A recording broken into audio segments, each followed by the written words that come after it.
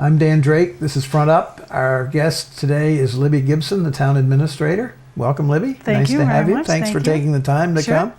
We've got a number of things to talk about, right. but let's start with the capital projects because those are sort of in the forefront of people's minds They now. are, yes. And I actually will have an interview with Neil Patterson talking about the firehouse. But can you sort of sum up? We've got three big ones. Sure.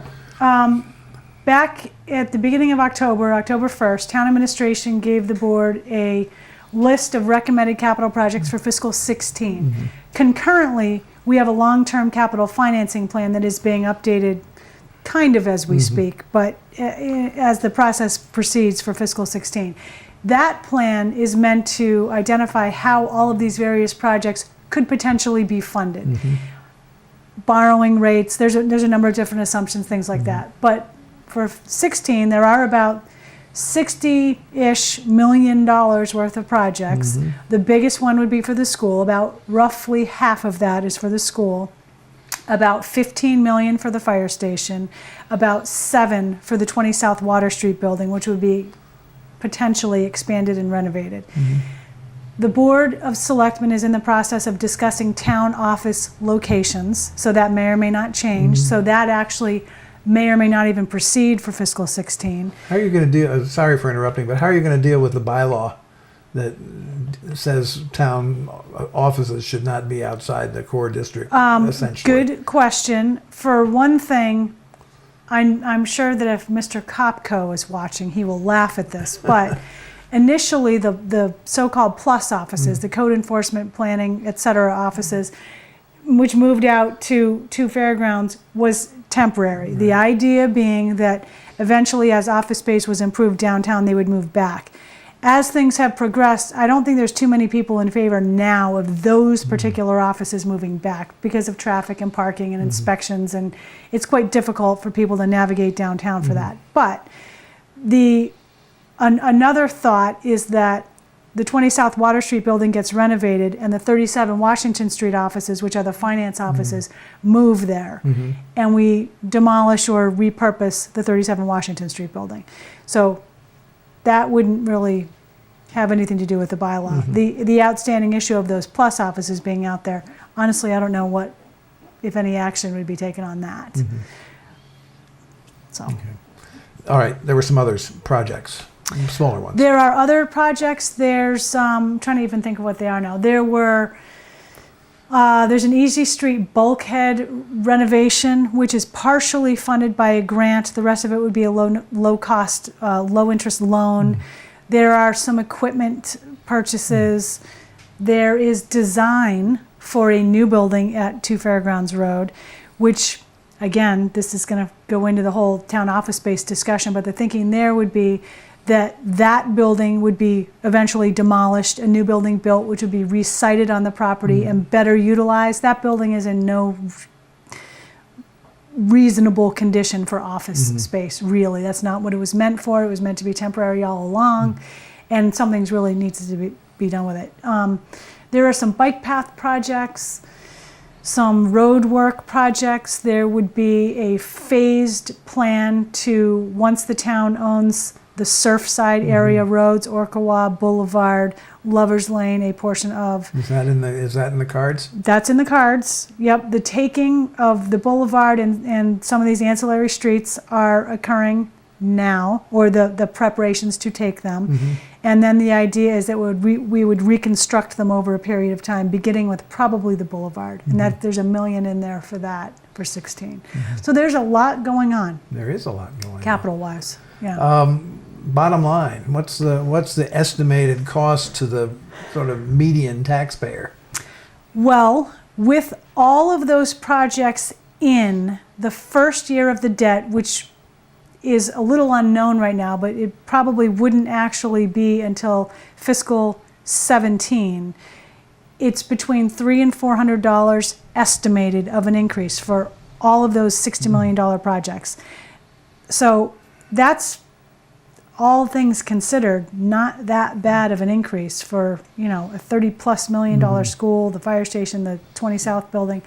The idea would be that to work in the debt so that we kind of replace what's retiring with new debt at hopefully lower interest costs, just based on the economic conditions right now. So that's about what we're estimating for now, subject to No, change. I mean, Not obviously written in subject to stone. change because you don't have final costs. On Exactly, on and we don't have the projects. final projects, right?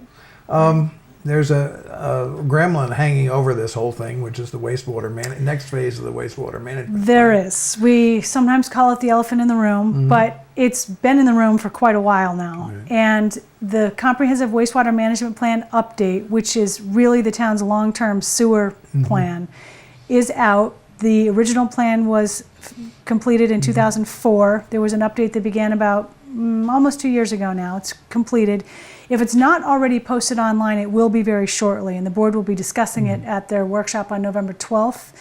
I think we probably all know the big discussion is going to be how are we going to pay for it. What's the price tag they're talking about? Well, If we did it's- everything. If we did everything, we're talking, I think, around roughly 300 million-ish. It's a big number, a very big number. And we are pretty well ahead of a lot of communities on the Cape with our sewer system in general. But obviously, Chatham doesn't have one, right? Or Chatham is in the process must have- of sewering. Yes, but they have And not before. They had not before, and their project, I'm going to say, is around 250 million right now, as just a comparison for one town on the Cape.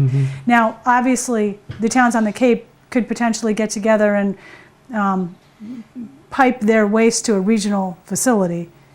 We can't really join in Right. with something like that. So there's a variety of potential options. I'm sure that there's going to be some group of people that doesn't like any one particular option, but there are betterments. There are splits between the users and the taxpayers. There are fees, some of which have already been implemented, privilege fees, what we call the capacity utilization fee, which is people who are not in a needs area who would want a needs area being an area that, to put it in layman's term, needs to be sewered according to the consultants and the engineers and the studies. I'm not sure what else there would be. At some point, I think each taxpayer is going to be involved to some extent. I mean, it is an island-wide problem. I've been thinking about this a lot, and I don't know whether I'm affected by the plan or not when it finally goes into play. Exactly. But when the town was originally sewered, when was it? 1904, or something like that. Something like that. Obviously the taxpayers paid the whole thing, Right. and Right. that was really true until the last go round. Yeah. When the wastewater plant, treatment plant was renovated 6 years ago or whatever it was. And